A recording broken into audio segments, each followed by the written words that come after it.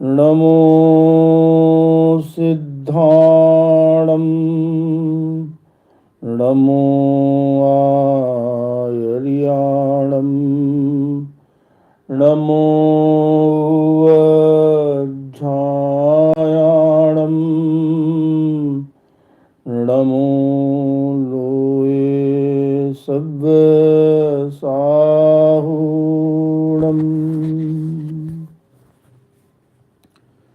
Jain philosophy, it is the path of moksha. There are different concepts, different philosophies, different religions in our world which try to explain life. What is life? Science also tries to explain life. But life is a complicated thing. It cannot be explained so easily, just like we explain matter and energy.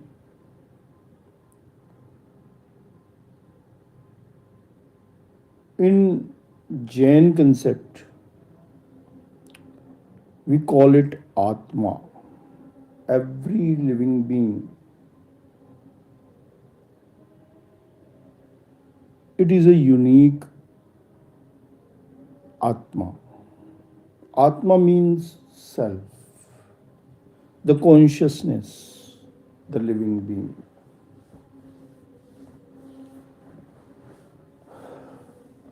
What we see as a living being, it is actually an alloy form of consciousness and matter. According to Jain philosophy, consciousness,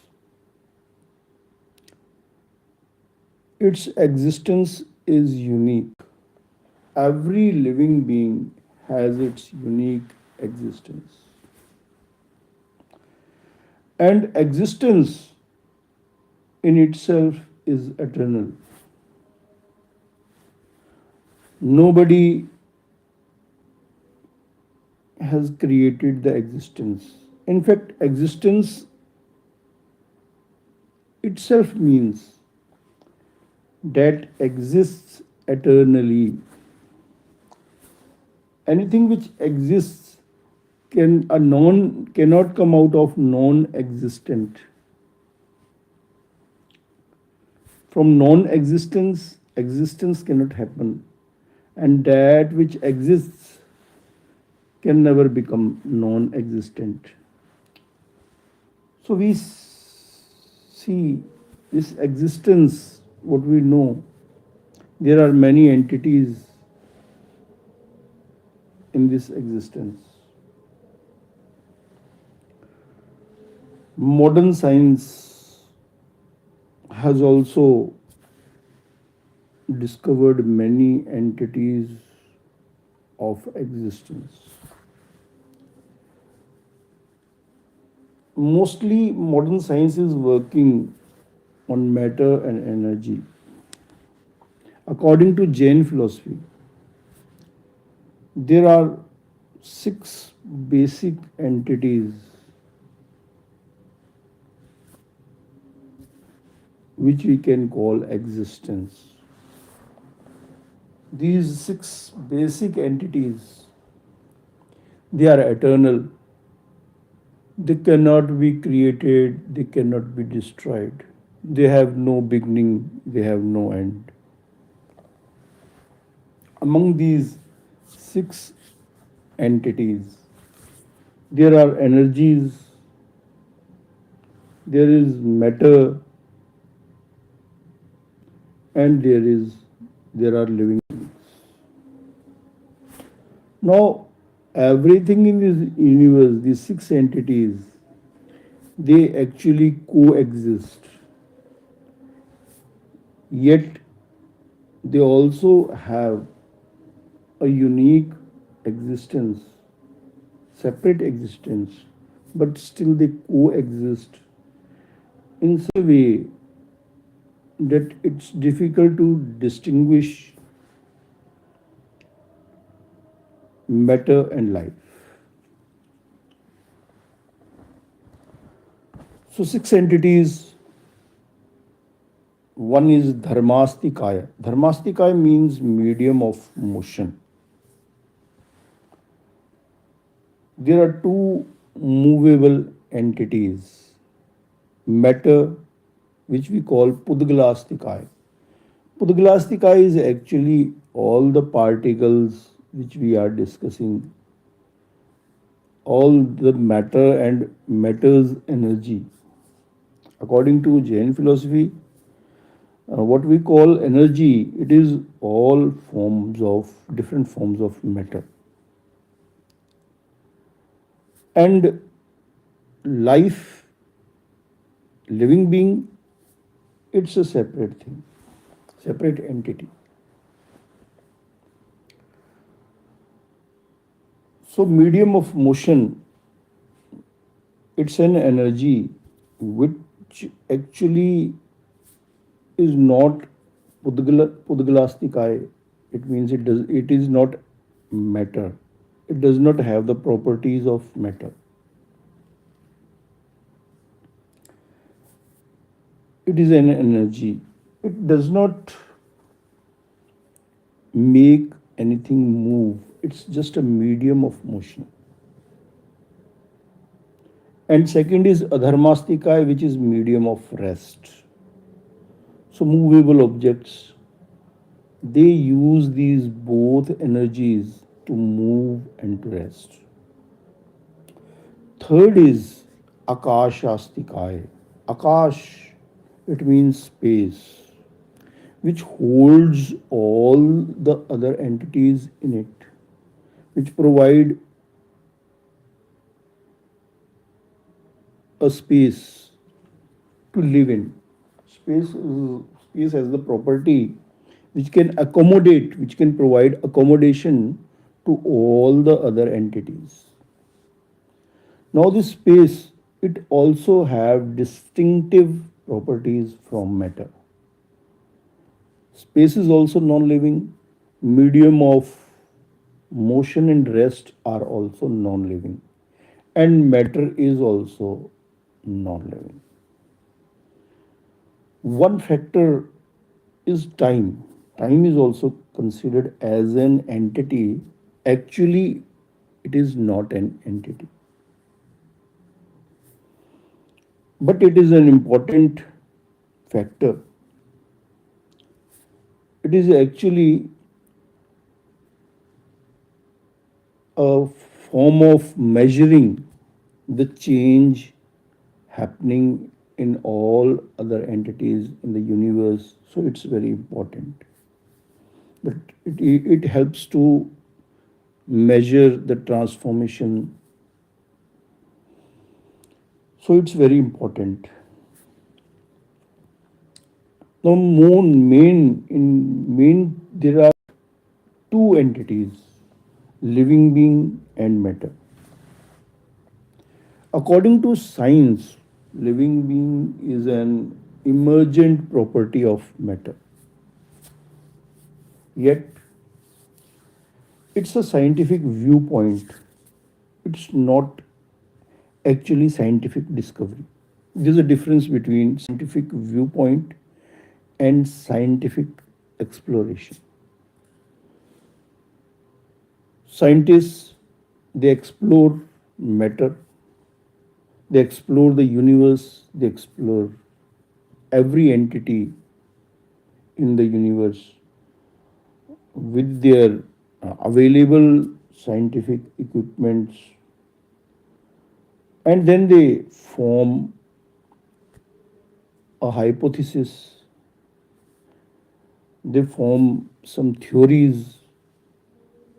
So, according to theory of some scientists, life is the emergent property of matter, yet we can obviously see, evidently see, that matter does not have the property of life. According to Jain philosophy, the properties of matter, there are five properties of matter. Actually, there are four. Fifth property is actually the emergent property. So every matter, it has a property of sight, a shape, color. Every matter object has some shape and color. It can be what we see through our eyes. That is one property of matter. Whatever we see in this world, is this in this universe through our eyes, actually we are seeing one property of matter. That that property also we can see only a limited frequency, at a limited frequency. The microscopic matter element, we have to use a microscope to see it. But there are many other properties of matter, like every matter object, it has smell, it has a taste, it has a property which can be felt by touching it, and it has a property which we can sound property which we can hear. Sound property is actually when an object moves or vibrates. So those waves which we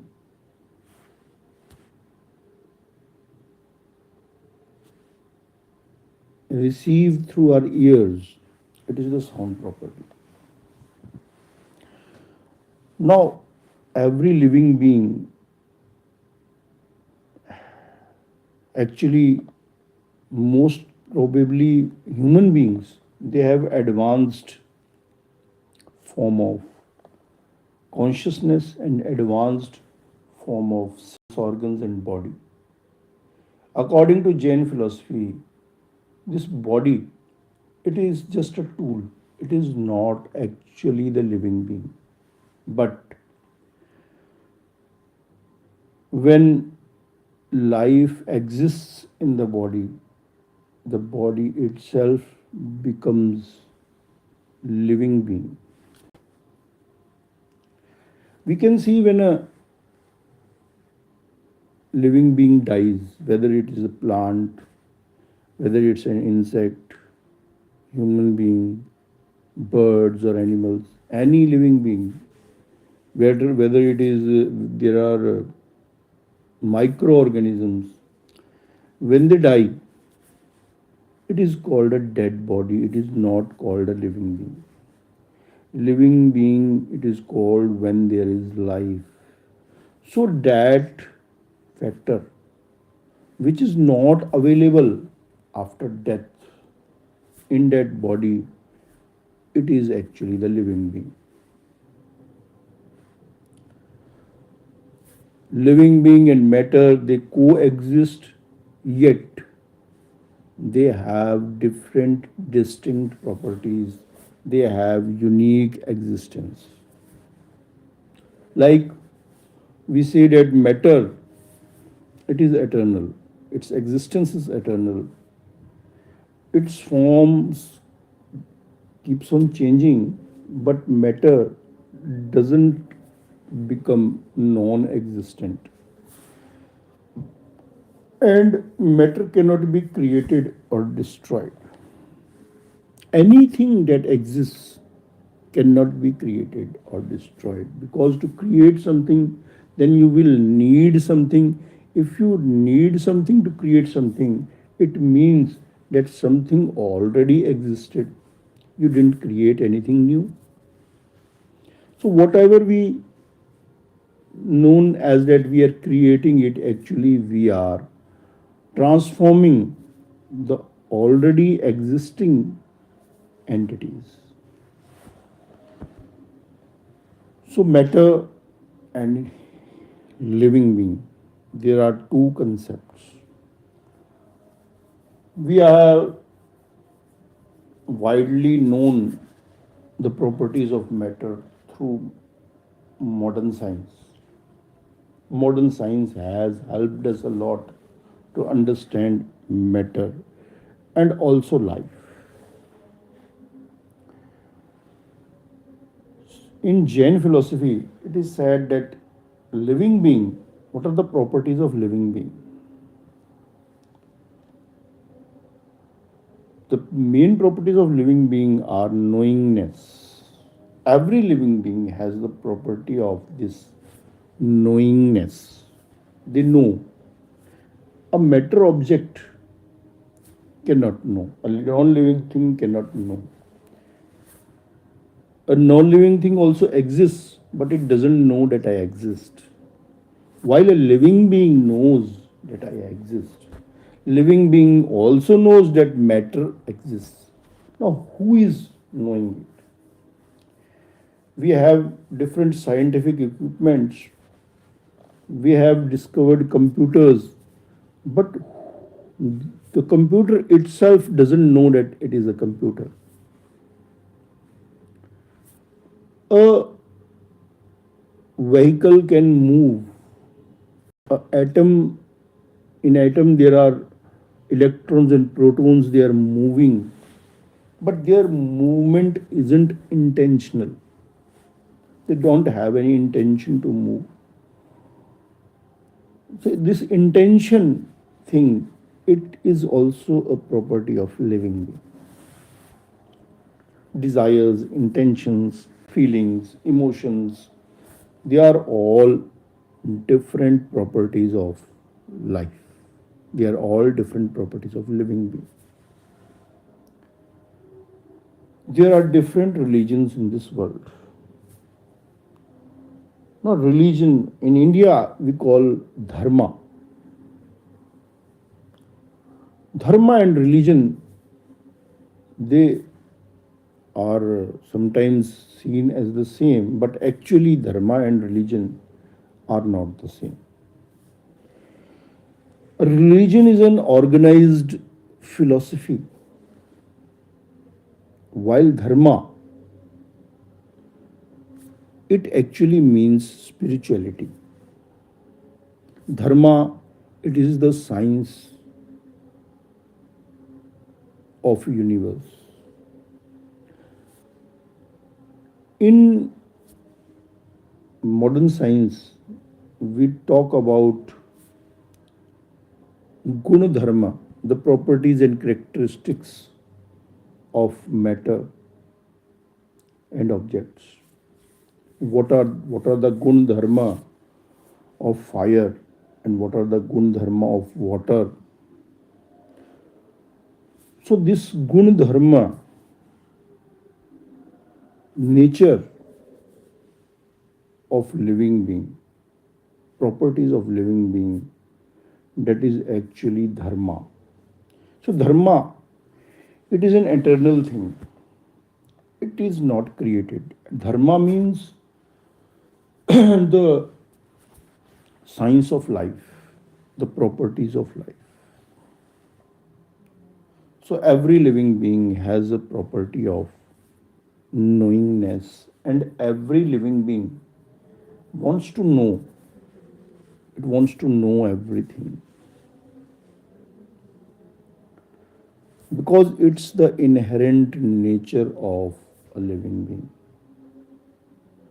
A non living thing, it cannot know and it does not have any such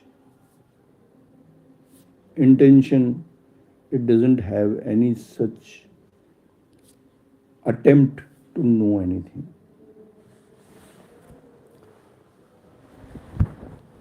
And what is unique about a living being is that, like, we can study any matter in a laboratory, we cannot study a living being in the laboratory because the every living being It has its own unique experience, unique knowingness. We cannot actually experience what is going through in any other living being. Even if we call that parents and kids, parents don't know what is going through in the consciousness of their kids, and kids don't know what's going on in the consciousness of their parents. So, this experience is very unique. A living being, it can only itself experience it and validate it. Nobody else can validate it. So that's why studying living beings is a complicated thing. Now, there are many religions in this world. Religion is different, spirituality is different. Spirituality is actually the principles of life, universal natural principles of life, the nature of life.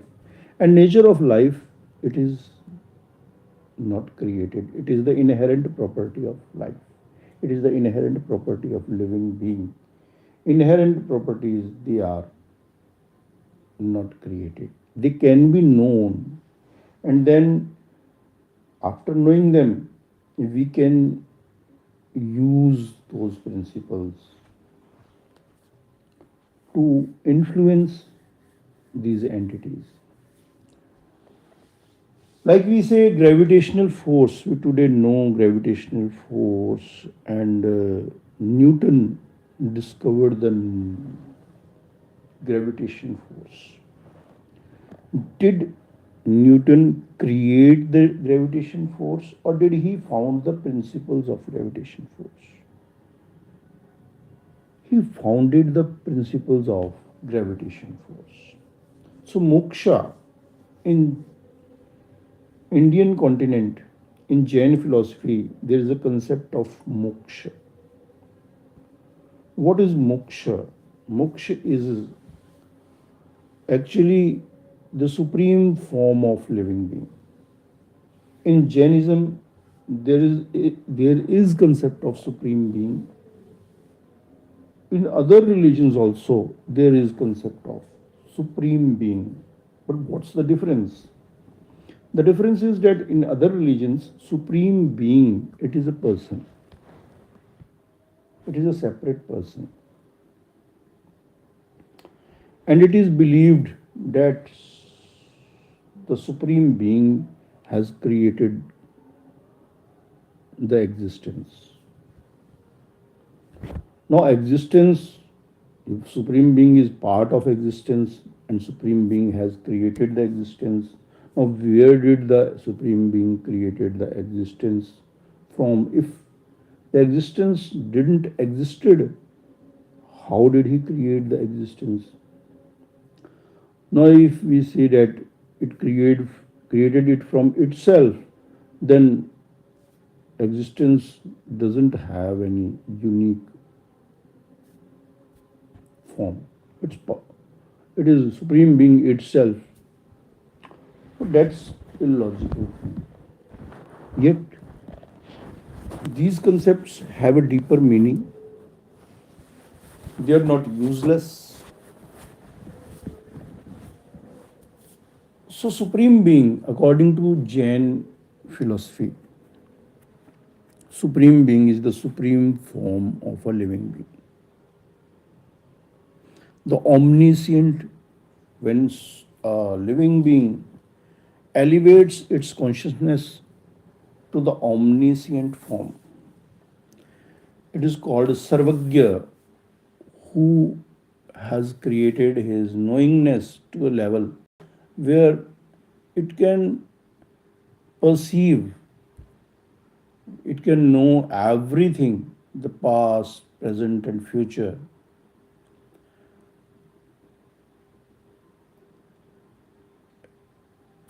In the imperfect form of consciousness, we have to use sense organs and bodies to manifest the property of knowingness of the consciousness. But in this perfect form, the supreme form, a consciousness does not need these faculties, these instruments to manifest its properties. Then it does not have to acquire a body form. So, all these living beings, life, they are living beings.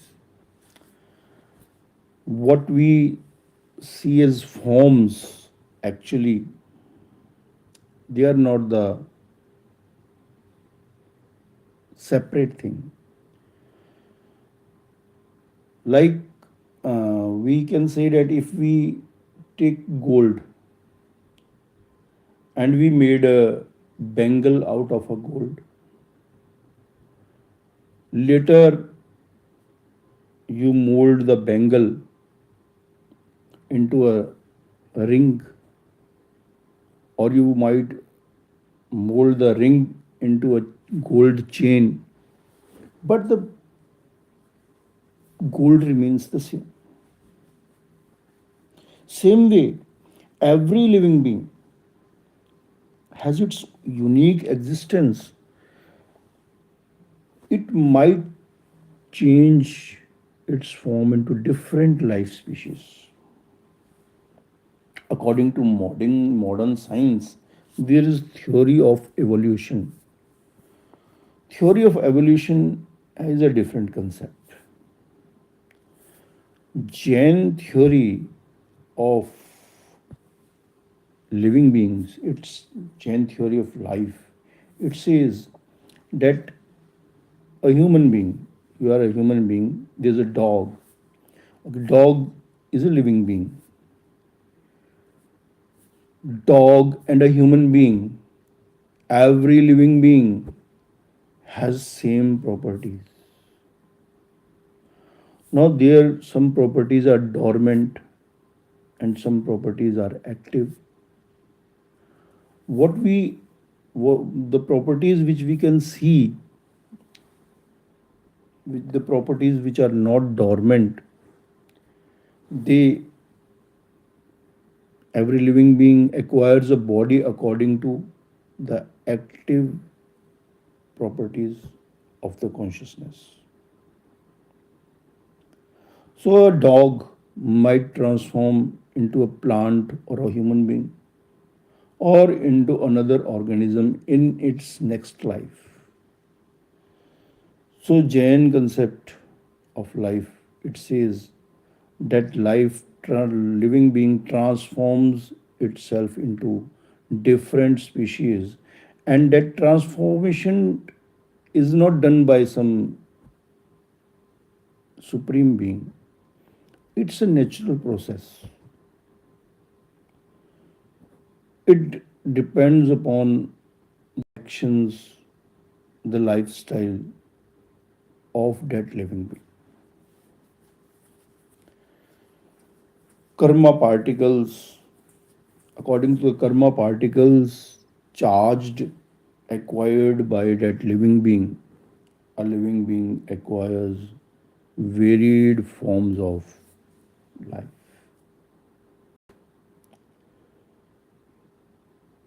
So, in Jain philosophy, it is a different concept from other religions because, according to other religions, everything is created by God and everything is governed by God. In Jain philosophy, every living being has its own unique existence and it works according to its properties. And we can see it evidently that every living being has own emotions, thoughts, desires, intentions, behaviors, and actions. They are completely independent. They are not correlated with each other. Yet they can be influenced by external factor, but they cannot be governed by external factors. It is governed by the living being itself. Brain is a tool. Just like we use a calculator to calculate something, the life, the living being has itself created a complicated tool known as body to manifest its own properties. There is intelligence in life. Today we are talking about artificial intelligence. Artificial intelligence, what is it? It is a computer programmed by human being. Matter does not have any intelligence. That is a fact. Intelligence, it is actually property of living being. So we are human beings. Human beings are a form of living beings. We have acquired this human species life, but according to Jain philosophy, it's not necessary that a human being will evolve in form of human being in its next life. It depends upon how a person lived this life. If a person commits sins, if a person misuses his faculties, then he might lose what we can say. He actually, a living being is neither he nor she. Living being is a living being. It does not have gender. Gender is actually again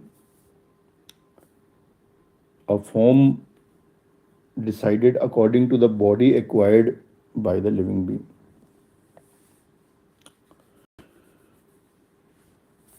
And gender, according to gender, there are different characteristics also. So we can say, according to the characteristics acquired in the previous life, a living being acquires the body according to it. So, whatever characteristics we develop in this life, they also define what our next life would be. So, that's a separate issue. Whether a person believes or doesn't believe in past life and next life, but we know that our emotions, our desires, our thoughts, our feelings, they are unique. They are unique to us. We create our emotions.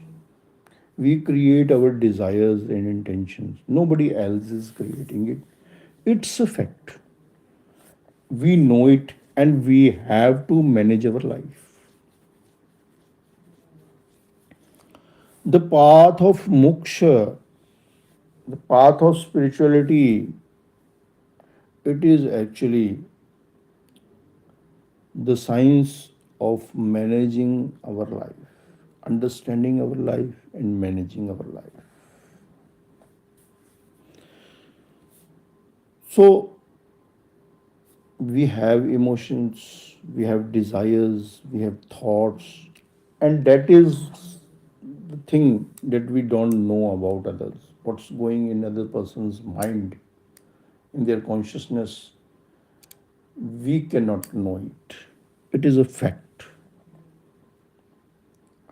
We can only see the behavior of a person, what other person's bodily expressions, their words, we can hear their words, and we can see their behavior.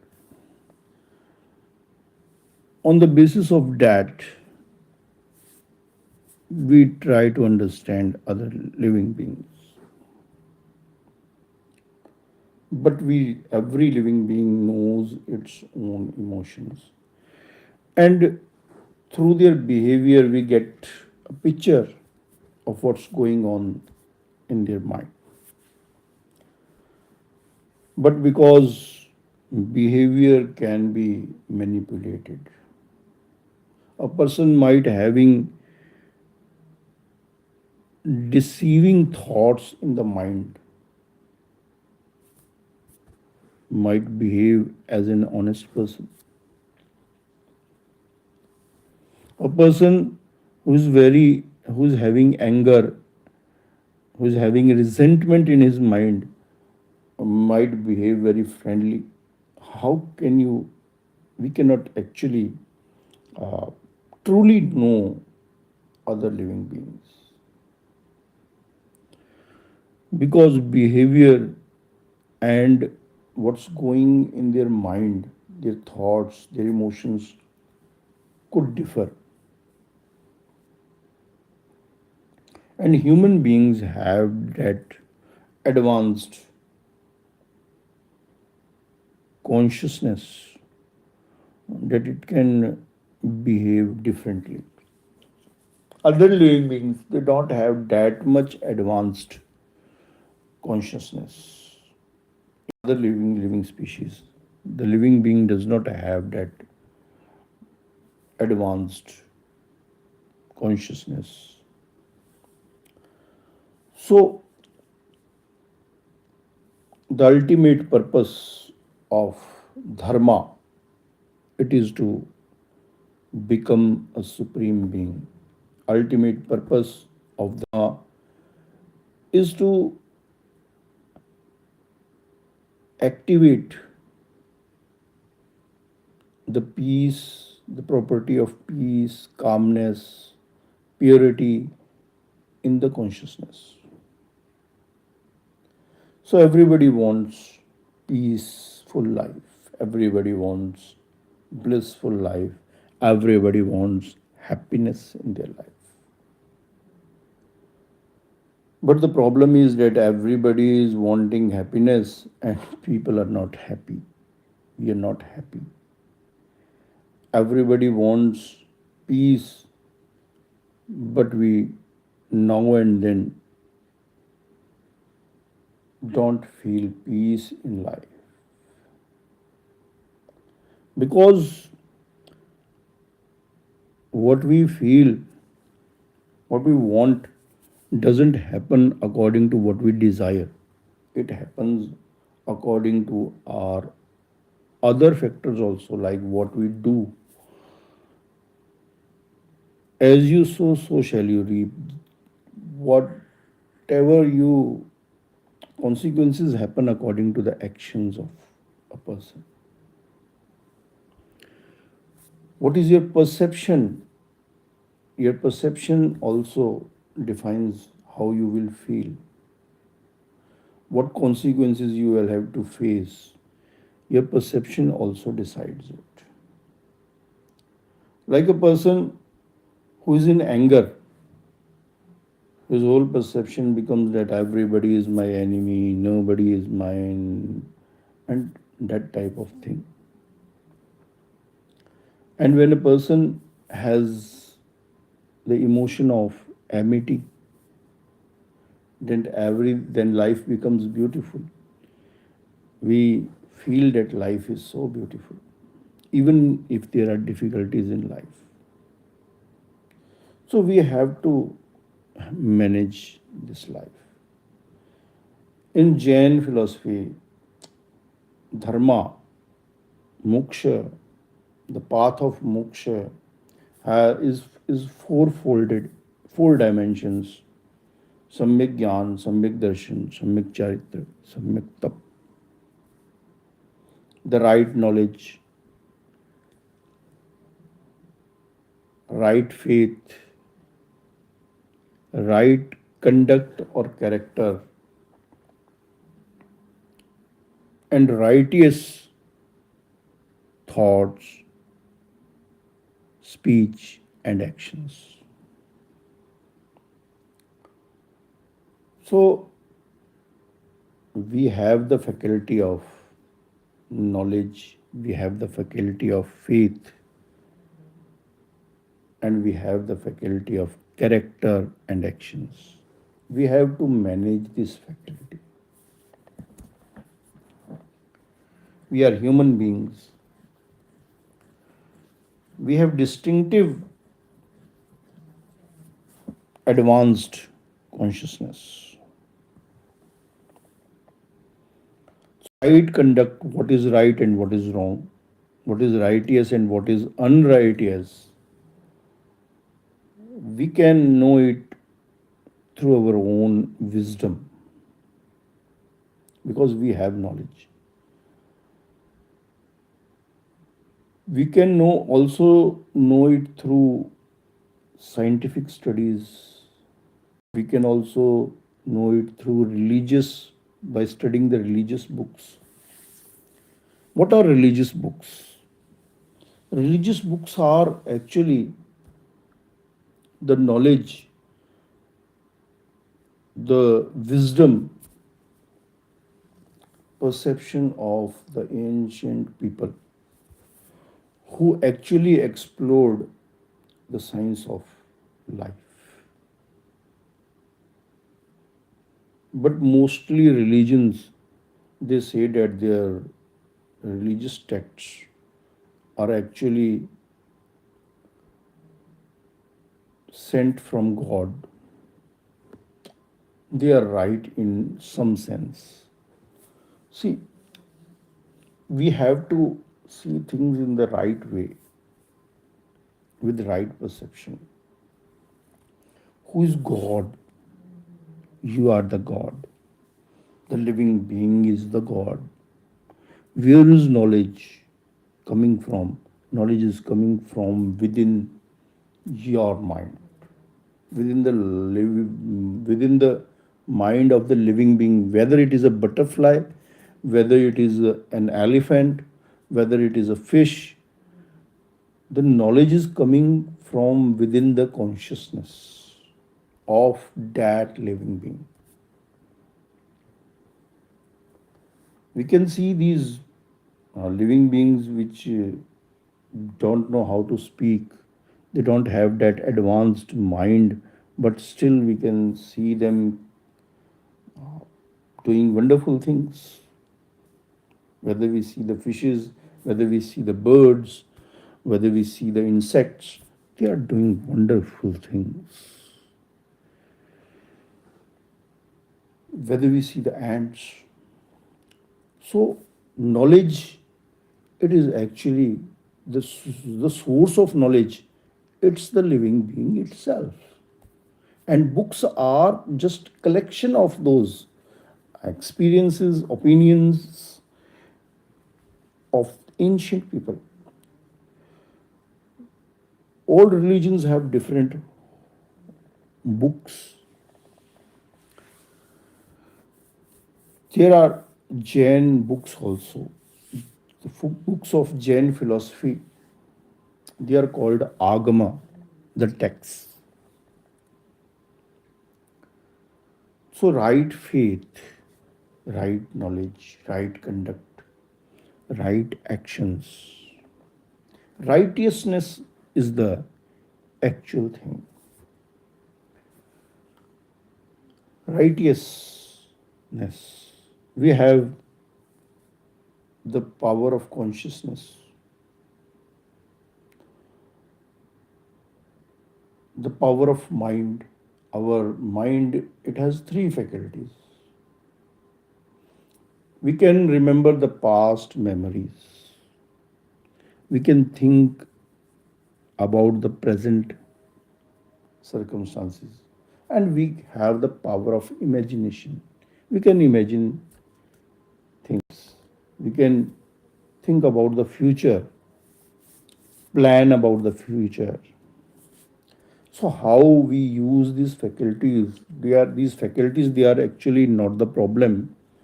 We see that we have many types of problems related to mind. Actually, mind is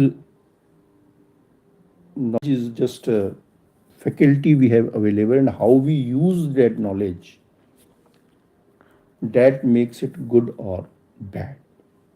We have powers, but how we use those powers, that make them good or bad. Like a person has money power. Now, how you spend your money, it's up to you. A person has a developed mind, learns many things, but how that person uses that knowledge, it depends upon that person. A person has power of speech. Every human being, except those uh, who have lost their speech or didn't actually develop that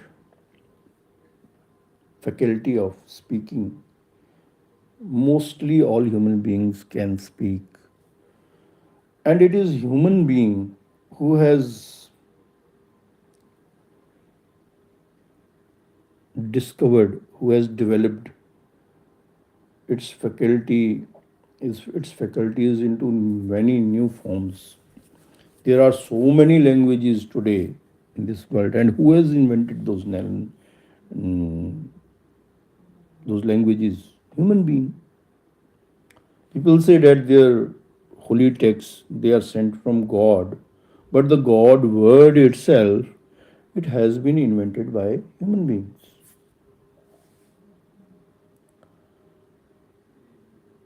The texts, the books, words, all those words, they are actually invented, created by human beings, human intelligence.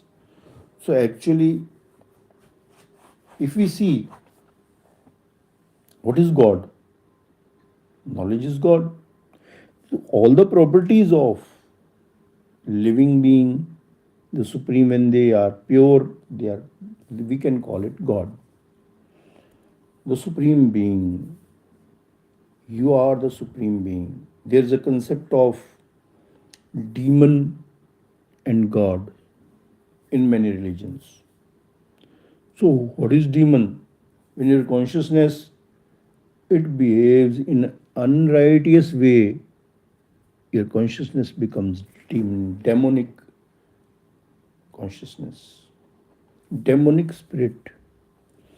And when your consciousness behaves in a righteous way, it becomes a divine spirit. So, divinity and evilness, devilness, both exist, both are exist our own creation. There is no devil living outside.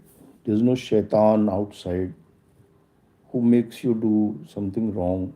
It's you who are doing something wrong, and you are you who is doing something right. Nobody else is doing it.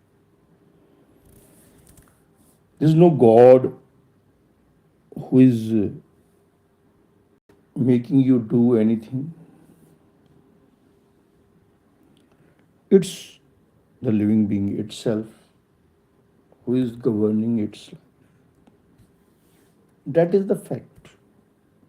We don't see any God coming to you to govern you. Yeah, uh, we take support of aid of these uh, objects, these we can say props. We use props to use our own powers of consciousness, powers of our mind. We objectify our feelings, and by that process, we do things. Like if you objectify a picture of an ideal picture, that who is very calm, and we think about that person.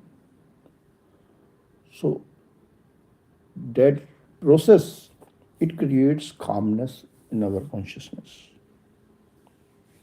So that's how our consciousness works.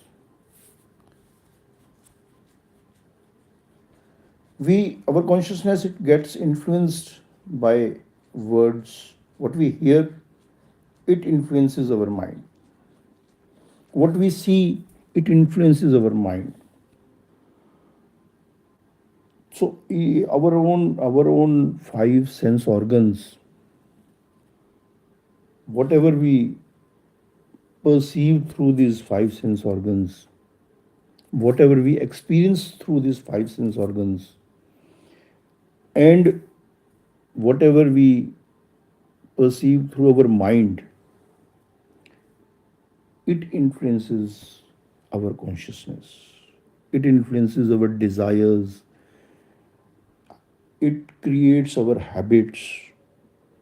So we have to understand our own all the faculties, and we have to understand how to discipline these faculties. Ancient people invented different methods to discipline these faculties. Modern psychology also talks about various factors to discipline your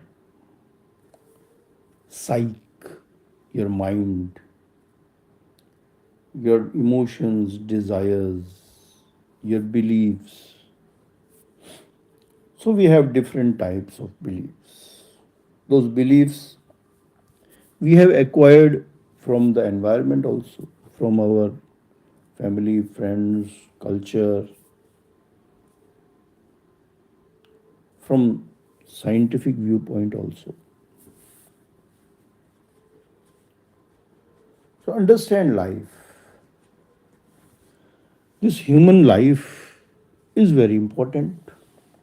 We can evidently see it, that we can see intelligence. There is intelligence in plant kingdom also. There is intelligence in insects, birds, animals.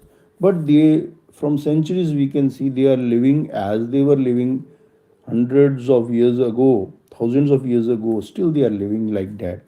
But human beings, they transform themselves. They have changed themselves. So that makes the human form of living beings very important. We have acquired this human form of living beings. It's not gift of nature. We have earned it.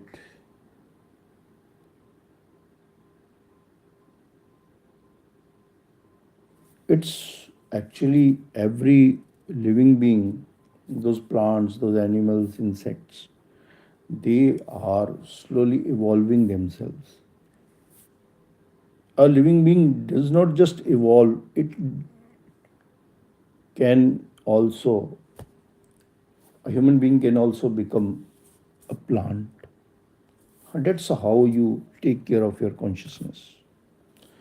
So we have to be very responsible about whatever we have got in our life. Now that's the spirituality factor. But what about our normal life, the life events? We have to take care of our family. We have to take care of ourselves. We have desires. We have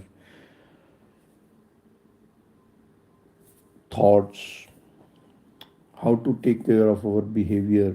How to take care of our goals of life, normal goals of life. We have to learn.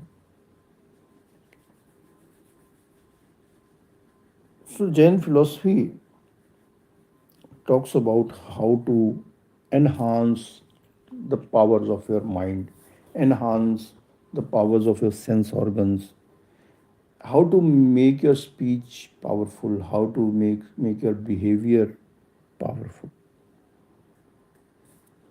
So you have to manage your emotions.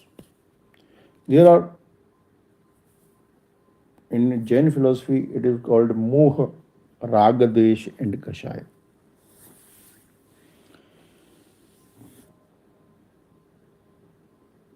In general life, we have we use many objects, we acquire objects, we acquire wealth, we acquire property, and it is necessity of life. Money is not the problem.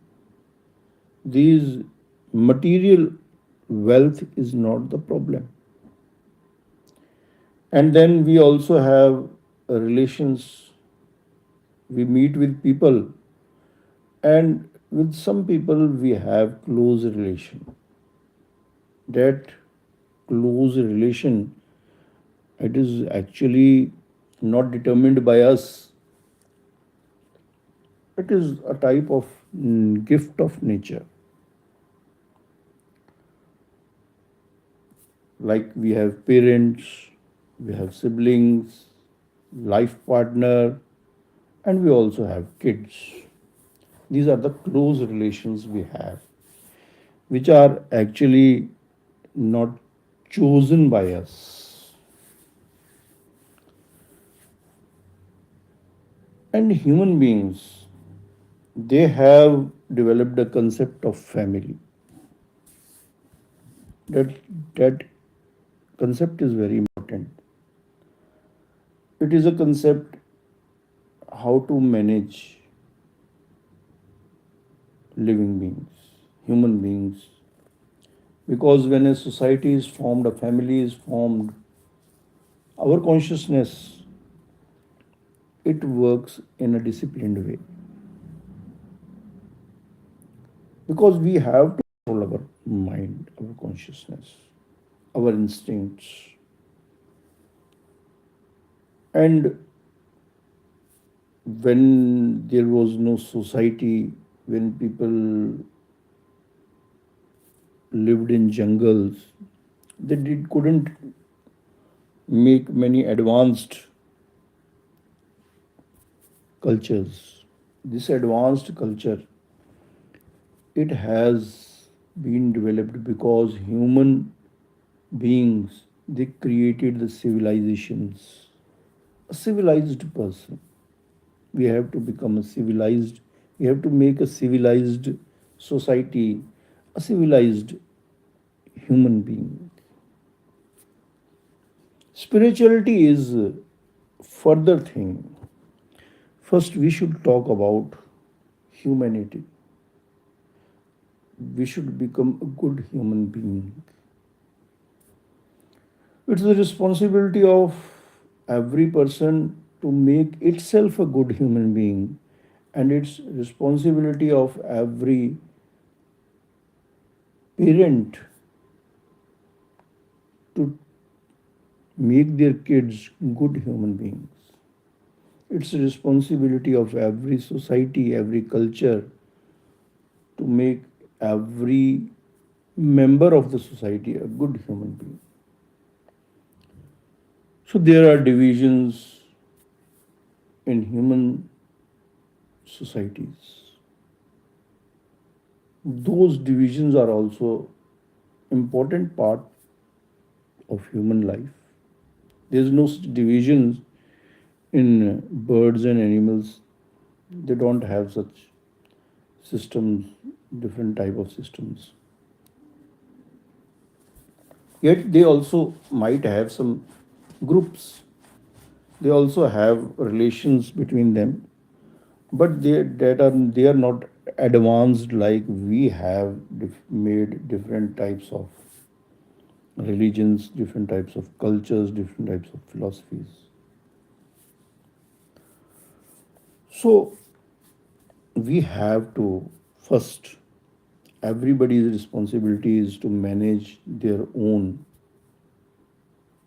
emotions, their own behavior, and become a good human being.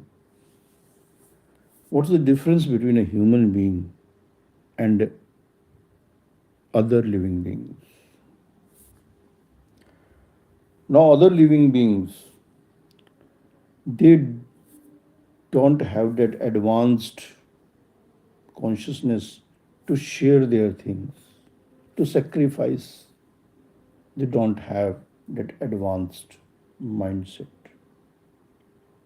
A human being has some food, it might sacrifice that, okay, I'm hungry, but I will share my food with others. I have money, but I would share it with others. So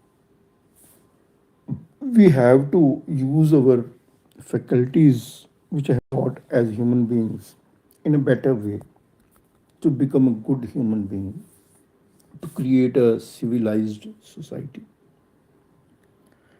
When we don't manage our emotions they become destructive.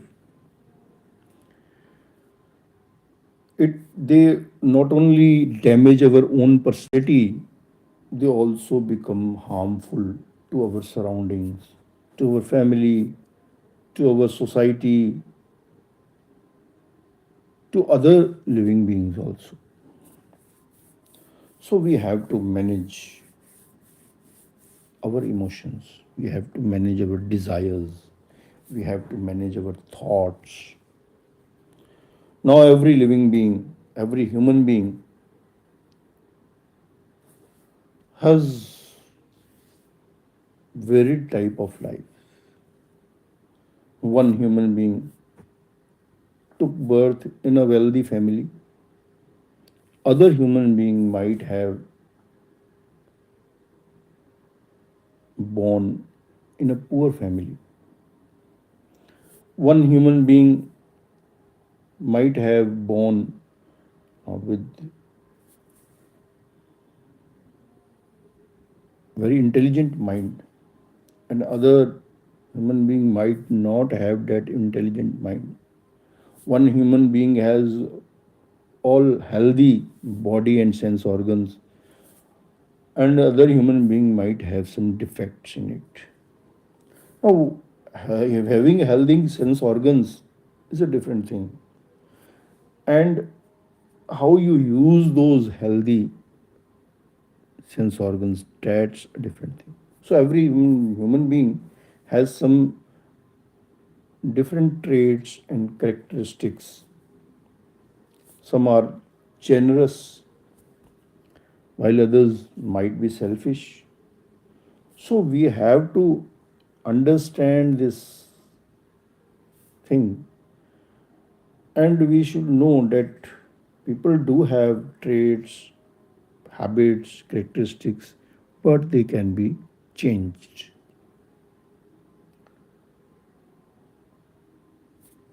From birth, also, kids have different types of nature, and as they grow up, they acquire many traits and characteristics, many type of sanskars from their surrounding. They learn many things. We learn many things as we grow up from our circumstances, from our parents, from our friends, from our school, from our society. And in modern times, it is a globalization, time of globalization. So we learn a lot of things, lot of habits from this globalization also. Globalization is good, it's not bad. It's just that with this advanced scientific era, we have to become more responsible. We have to become more wise because we have advanced technology. Now, whatever advanced technology we have, it can be misused also. We can create, like we have created nuclear energy. Now you can use nuclear energy for the well-being of living beings and humanity. And you can also use that nuclear energy to destroy humanity, to destroy the nature. So when with advanced technology, advanced faculties, we ought to become more responsible. Because earlier there were, the weapons were very not so advanced. So you could not lead the humanity into mass destruction.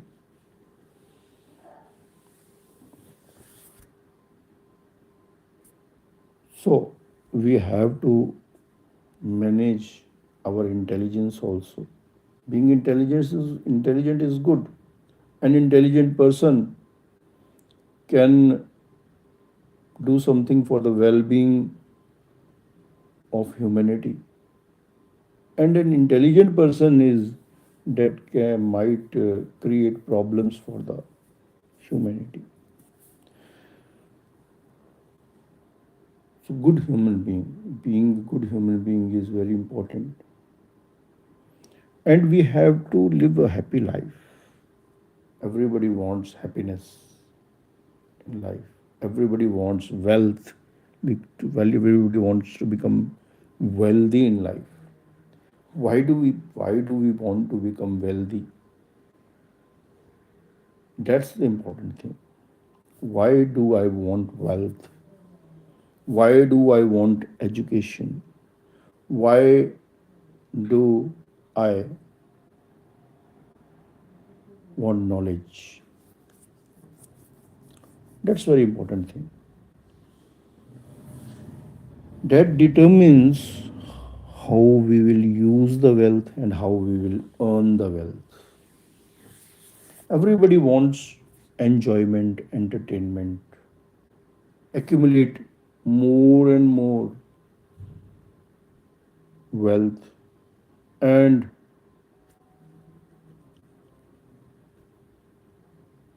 to enjoy more and more physical joys. Nobody wants troubles in their life. Now, how can we save ourselves from troubles? Because there is distress in life, there are sorrows in life, there is anxiety and depression also in life. So, what is life? Is life blissful or is the life sorrowful? So, life in itself isn't blissful or sorrowful. That thing we have to learn. Where is sorrow and bliss? Is it somewhere external or is it in our consciousness? Where is bliss? Is it somewhere outside or is it in our consciousness? Where is peace?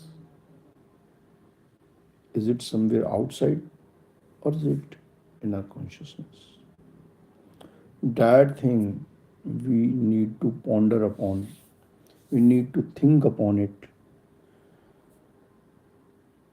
Jain philosophy says that external circumstances, whatever people behave with you, whatever things happen in your life, they are all external circumstances, external situations.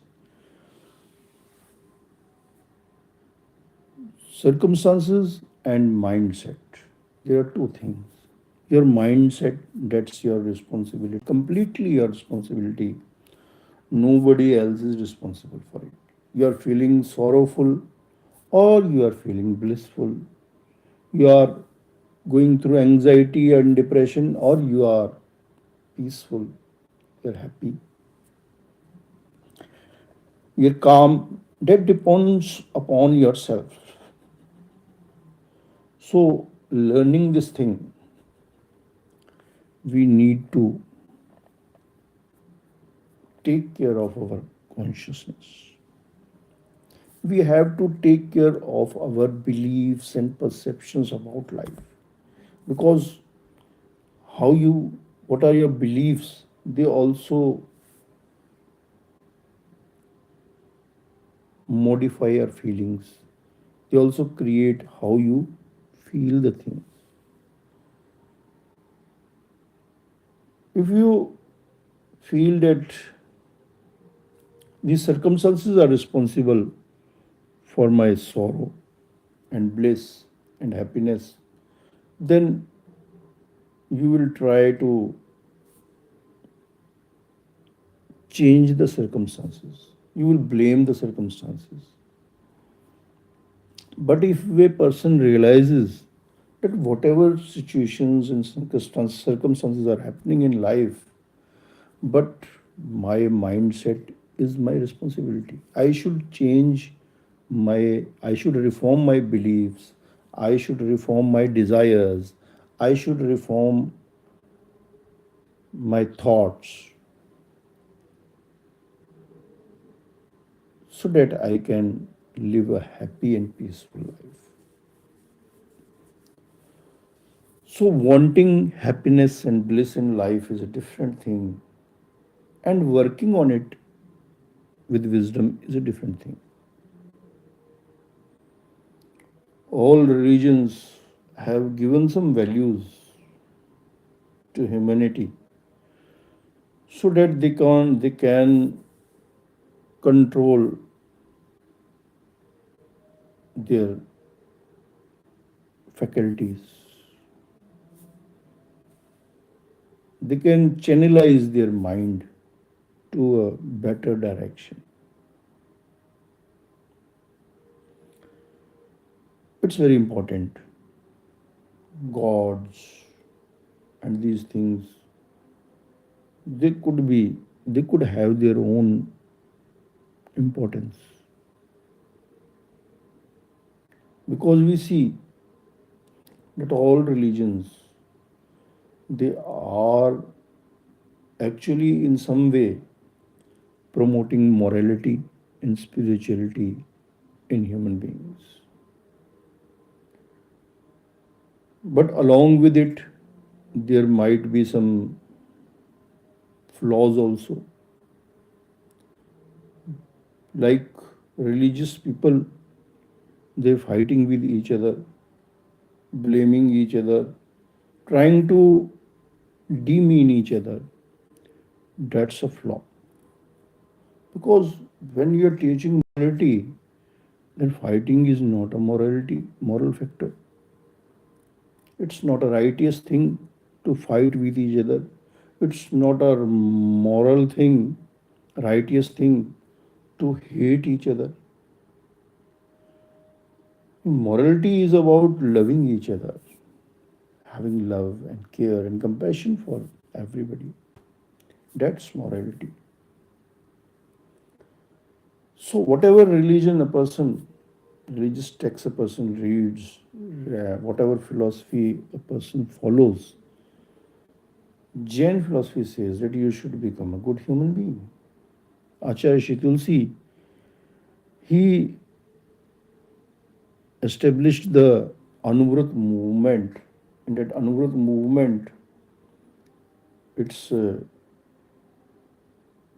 there's the code of conduct for a good human being, and it says that whatever you God or philosophy you follow, but you should become a good human being. You follow these code of conducts of humanity.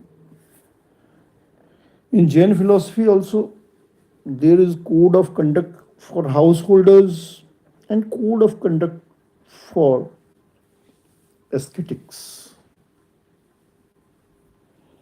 The saints, those who have abandoned this household life and they have submitted their whole life just for spirituality. So there is a code of conduct, discipline, rules, and regulation. They are important both for our worldly life and for our spiritual life. Worldly life and spiritual life, they cannot be completely separated because the living being has to do all the things, whether it is spirituality, whether it is worldly things. And worldly thing can be done in both ways. Worldly our actions, worldly our goals can be done in both ways, spiritual way and a non-spiritual way, righteous way and unrighteous way. So they cannot be separated. Life, they can be understood separately, but they are actually coexisting. They cannot be separated in that way. Like consciousness and body, it coexists. It can be understood separately, but it cannot be separated. Body influences our bodily actions, they influence our consciousness, and our consciousness, it influences our body. So everything is interconnected also, and everything is separate also. So we have to understand both the dimensions, the unified dimensions also, and the separate dimensions also. And we have to work on both of them. I am a human being. That's or that is also a part of reality, relative part of reality. And I am a living being, I am a human being, and I am a living being. Now both of these are true things. I am a father, that's also true. I am a brother, that's also true. I am Indian, that's also true. And I am a human being. These are different dimensions. They are related to different aspects. Like in respect to, in context to where, in which country I live, I am an Indian. In context to which life form I have acquired, I am a human being. In context to what name I have been acquired, my name is Munish. In context to my family, I could be father, brother. So, in different contexts, we have to understand our identity. In all these contexts, we have to also understand that I am a living being. I am a human being, I am a father, I am Indian. These all identities are true. But the real identity, my real identity is that I am a living being. I am consciousness residing in the form of a human being. So, what is the quality of my consciousness? We have to think over it. Am I a kind person or am I a cruel person? I am a peaceful person or I am always anxious? I am an angry person or am I a or do I forgive people? Do I let go things or do I get entangled with people? So what type of consciousness, what type of person I am, that's the most important thing. So understanding life, dharma, moksha is about understanding yourself, who you are, what type of person you are, what is your belief, what is your perception about life, what is your perception about family, how do you perceive situations, what the circumstances and situations happen in your life. What is your perception about food? What is your perception about entertainment? What is your perception about wealth? Everything we have to actually check our perception about life, so that our life becomes beautiful, we become a beautiful individual. So, beauty, internal beauty, the beautiful beauty of your character, beauty of your mind, the beauty of your perception, beauty of your faith, beauty of your speech and actions, your behavior. That's the important thing. So we should think over it. That is dharma, that is spirituality. Rest all things, there are different methods evolved by human beings to channelize our mind, to channelize our behavior. So those different methods, we will also discuss them. But the basic knowledge of dharma, we whether we believe in past life or next life, it doesn't matter much. But we are living beings. That's a truth. And we are human beings. That's also true.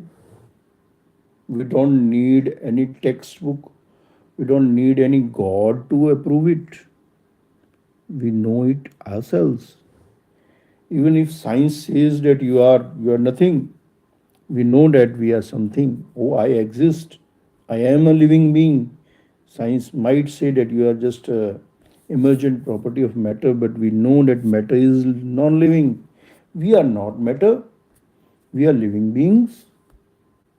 We are consciousness. So understand the life.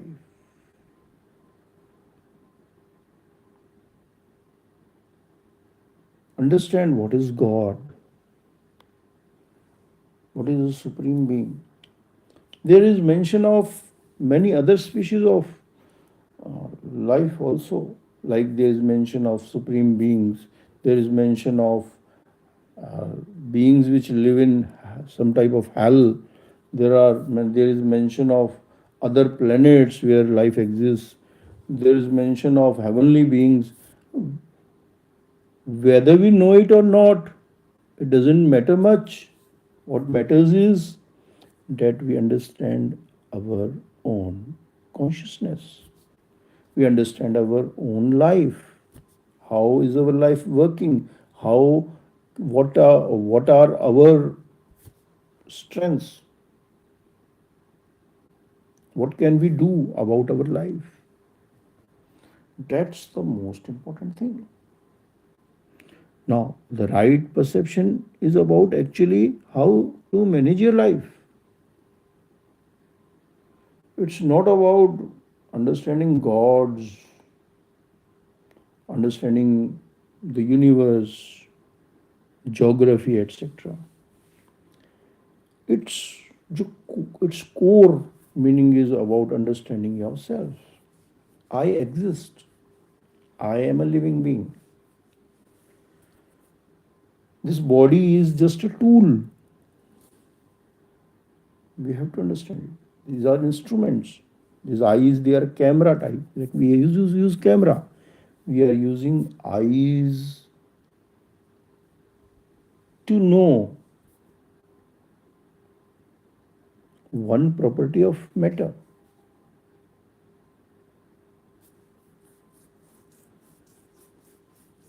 We use these eyes to see whatever is happening outside.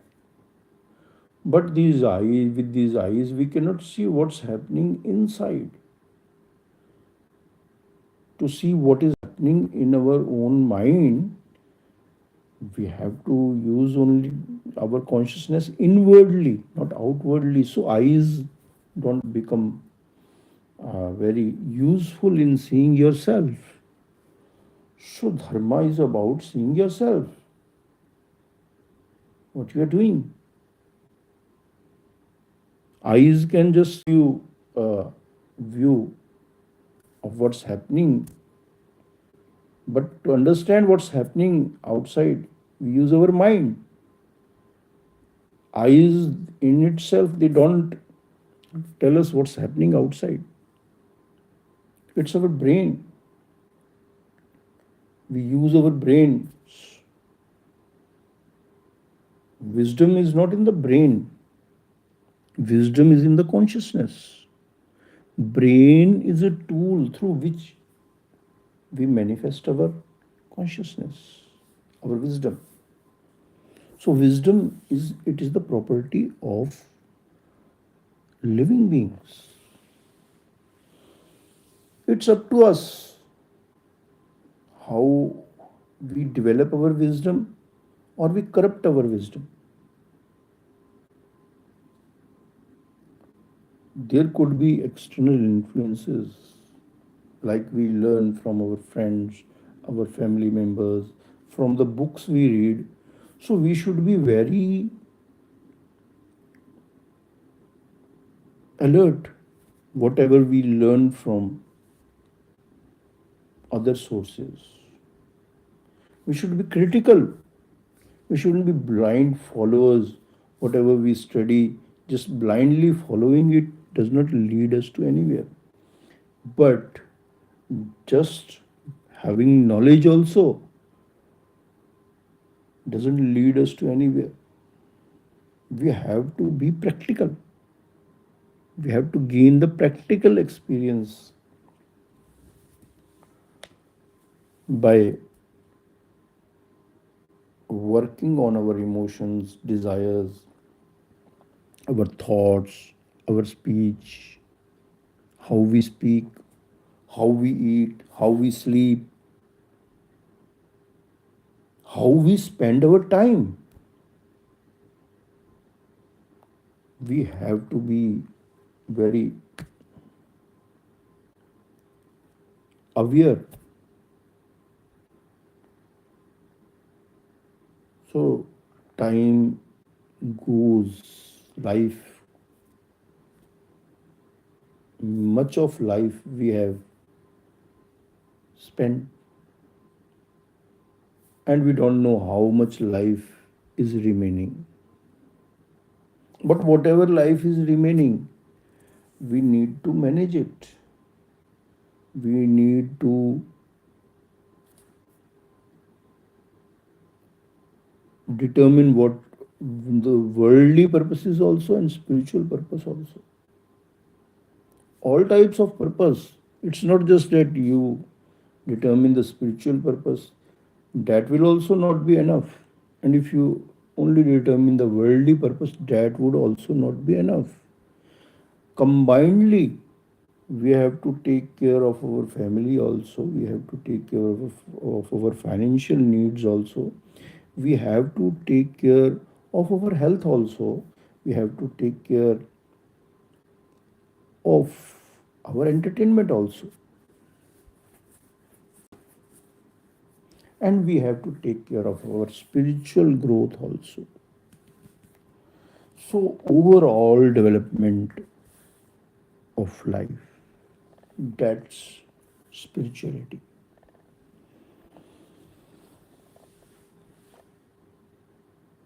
So, further, again, I will try to discuss this path of righteousness on this platform.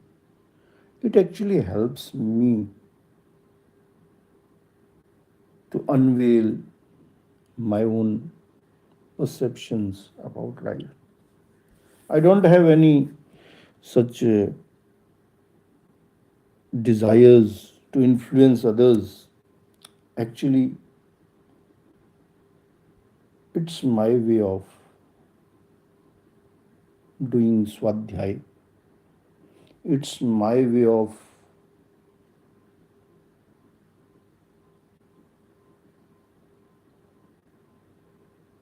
seeing life, studying the life. It makes me, I feel it becomes easy to think about life, to plan my life. So I use this platform and I'm very thankful to modern science. It gives a platform to brainstorm myself because, and I feel AI is a very good thing to brainstorm yourself because other person, when you brainstorm with other person, you have limitations. Other person might be available, not might not be available. Other person might want to talk or not want to talk. Other person's perception might be different. But AI,